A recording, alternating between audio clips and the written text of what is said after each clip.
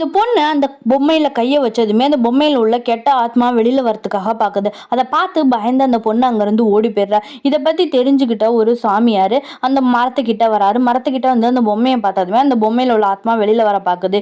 இவரு அந்த கங்கை தீர்த்தமான புனித தண்ணீர் எடுத்து அந்த பொம்மை மேல தெளிச்சதுமே அந்த ஆத்மா அமைதியாயிடுது. அடுத்து இந்த சாமியார் என்ன பண்றாருன்னா ஊர் எல்லைக்கு போறாரு. ஊர் எல்லைக்கு போய் அங்க நிறைய மந்திரங்கள்லாம் செஞ்சு ஒரு கலசத்துல உள்ள தண்ணீரை வச்சு ஒரு மந்திர கட்டு போடுறாரு. அதை தாண்டி எந்த ஒரு தீய சக்தி இந்த ஊருக்குள்ள வராத அளவுக்கு.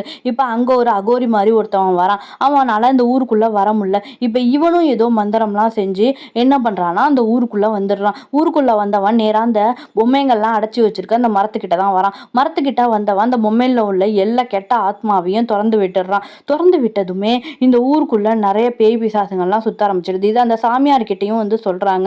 அடுத்து பிரெக்னெண்டா இருக்க ஒரு பொண்ணை காட்டுறாங்க. அவன் வயிற்றுல வளர்ற குழந்தை தான் தெய்வ சக்தி உள்ள குழந்தையா இருக்கும். அந்த குழந்தை பிறந்ததுமே அவன் அந்த அகோரி திறந்து விட்ட கெட்ட ஆத்மால ஒண்ணு இவ உடம்புல வந்து பூந்துடுது.